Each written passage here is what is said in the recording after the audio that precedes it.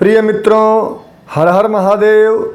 आज हम इस वीडियो के माध्यम से चर्चा करेंगे वर्ष 2024 के भाद्रपद शुक्ल पक्ष में पड़ने वाले महारविवार व्रत की। भाद्रपद शुक्ल पक्ष में महारविवार व्रत कब है, इसकी विधि क्या है एवं इस व्रत की कथा क्या है।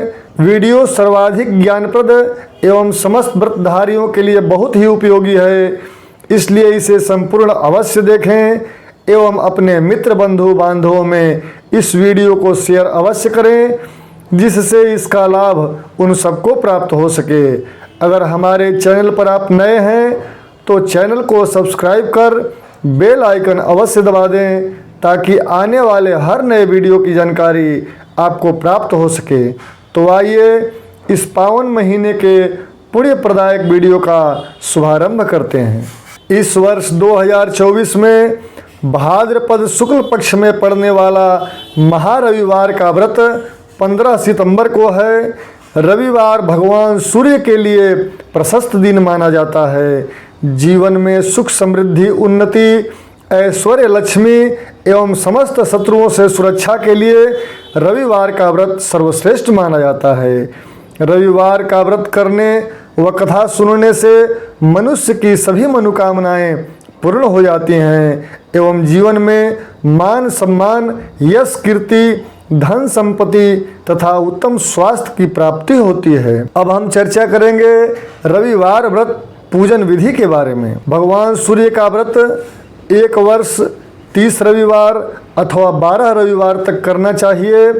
आप चाहें तो इससे अधिक भी इस व्रत को कर सकते हैं, लेकिन समय समय पर इस व्रत का उद्यापन भी करना चाहिए, क्योंकि बीच में अगर कोई शौच जनना शौच या मरना शौच पड़ जाता है तो अगर व्रत का उद्यापन हो जाता है तो आगे उसके बाद आप इस व्रत को फिर से उठा सकते हैं।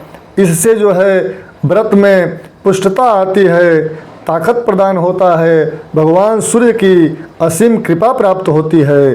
रविवार को सूर्योदय से पूर्व उठकर शौच व स्नान आदि क्रिया से निवृत्त होकर स्वच्छ सुंदर लाल रंग के वस्त्र धारण करें एवं पूजा घर को साफ सुथरा कर उसमें भगवान सूर्य की प्रतिमा यंत्र अथवा चित्र स्थापित करें।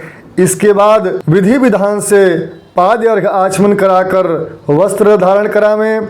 फिर गंधाक्षत पुष्प धूप दीप नैवेद्य आदि से पूजन करें। भगवान सूर्य को अर्घ्य प्रदान करें। अर्घ्य के लिए आप शुद्ध जल लें, उसमें लाल चंदन लाल फूल और खड़ा अक्षत डाल करके भगवान को 3 बार अर्घ्य प्रदान करें। जब भगवान सूर्य की लालिमा दिखाई दे प्रातः काल में, उसी समय जो है अर्घ्य प्रदान करना चाहिए। इसके बाद विधि विधान से पूजन संपन्न करके व्रत कथा का श्रवण करना चाहिए। भगवान सूर्य के मंत्र का उस दिन जप ज़्यादा से ज़्यादा जितना हो सके करना चाहिए। आप भगवान सूर्य के कई मंत्र हैं, उसमें से ओम घृणी सूर्याय नमः अथवा ओम ह्रीम ह्रम सूर्याय नमः का यथा संख्या जप कर सकते हैं। इसके पश्चात भगवान सूर्य को विधिवत प्रणाम करें, उनका अभिवादन करें। पुत्र प्राप्ति नेत्र विकार चर्म रोग जैसे असाध्य रोगों से निजात पाने के लिए महारविवार का व्रत सर्वोत्तम माना जाता है। रविवार के व्रत में नमक का प्रयोग नहीं करना चाहिए। शाम के समय एक अन्न का मीठा भोजन कर सकते हैं। अब हम महारविवार व्रत कथा का श्रवण करेंगे, जो इस प्रकार है। प्राचीन काल में एक बुढ़िया रहती थी। वह नियमित रूप से रविवार का व्रत करती। रविवार के दिन सूर्योदय से पहले उठकर बुढ़िया स्नान आदि से निवृत्त होकर आंगन को गोबर से लीपकर स्वच्छ करती। उसके बाद सूर्य भगवान की पूजा करते हुए रविवार व्रत का कथा सुनकर सूर्य भगवान का भोग लगाकर दिन में एक समय भोजन करती। सूर्य भगवान की अनुकंपा से बुढ़िया को किसी प्रकार की चिंता एवं कष्ट नहीं था। धीरे धीरे उसका घर धन धान्य से भर रहा था। उस बुढ़िया को सुखी होते देख उसकी पड़ोसन उससे जलने लगी। बुढ़िया ने कोई गाय नहीं पाल रखी थी, अतः वह अपनी पड़ोसन के आंगन में बंधी गाय का गोबर लाती थी। पड़ोसन ने कुछ सोचकर अपनी गाय को घर के भीतर बांध दिया। रविवार को गोबर न मिलने से बुढ़िया अपना आंगन नहीं लीप सकी। आंगन न लीप पाने के कारण उस बुढ़िया ने सूर्य भगवान को भोग नहीं लगाया और उस दिन स्वयं भी भोजन नहीं किया। सूर्यास्त होने पर बुढ़िया भूखी प्यासी सो गई। प्रातःकाल सूर्योदय से पूर्व उस बुढ़िया की आंख खुली तो वह अपने घर के आंगन में सुंदर गाय और बछड़े को देखकर हैरान हो गई। गाय को आंगन में बांधकर उसने जल्दी से उसे चारा लाकर खिलाया। पड़ोसन ने उस बुढ़िया के आंगन में बंधी सुंदर गाय और बछड़े को देखा तो वह उससे और अधिक जलने लगी। तभी गाय ने सोने का गोबर किया। गोबर को देखते ही पड़ोसन की आंखें फट गई। पड़ोसन ने उस बुढ़िया को आसपास न पाकर तुरंत उस गोबर को उठाया और अपने घर ले गई तथा अपनी गाय का गोबर वहां रख आई। सोने के गोबर से पड़ोसन कुछ ही दिनों में धनवान हो गई।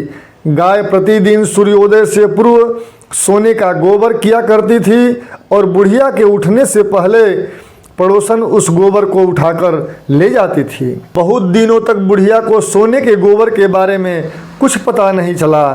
बुढ़िया पहले की तरह हर रविवार को भगवान सूर्य देव का व्रत करती और कथा सुनती रही, लेकिन सूर्य भगवान को जब पड़ोसन की चालाकी का पता चला तो उन्होंने तेज आंधी चलाई। आंधी का प्रकोप देखकर बुढ़िया ने गाय को घर के भीतर बांध दिया।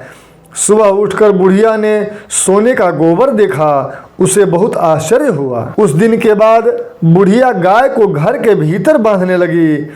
सोने के गोबर से बुढ़िया कुछ ही दिन में बहुत धनवान हो गई।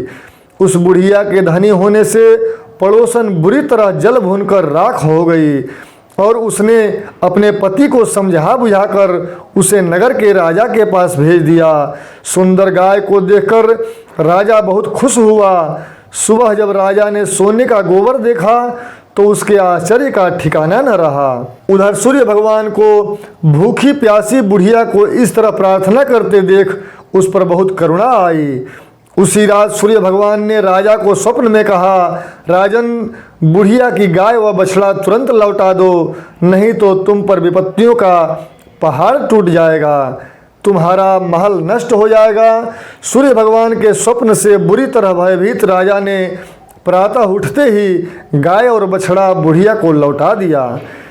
राजा ने बहुत सा धन देकर बुढ़िया से अपनी गलती के लिए क्षमा मांगी। राजा ने पड़ोसन और उसके पति को उनकी इस दुष्टता के लिए दंड भी दिया। फिर राजा ने पूरे राज्य में घोषणा कराई कि सभी स्त्री पुरुष रविवार का व्रत किया करें। रविवार का व्रत करने से सभी लोगों के घर धन धान्य से भर गए। राजमहल में चारों ओर खुशहाली छा गई। स्त्री पुरुष सुखी जीवन यापन करने लगे तथा सभी लोगों के शारीरिक कष्ट भी दूर हो गए। अगर वीडियो अच्छा लगे तो कमेंट बॉक्स में ओम सूर्याय नमः अवश्य लिखिएगा। इसी तरह प्रामाणिक धर्मशास्त्रोक्त व्रत कथा, उद्यापन, वर्षफल, ज्योतिष, वास्तु, पितृदोष एवं ग्रह बाधा से संबंधित जानकारी के लिए जुड़े रहें हमारे साथ। जय गजानन, जय विश्वनाथ।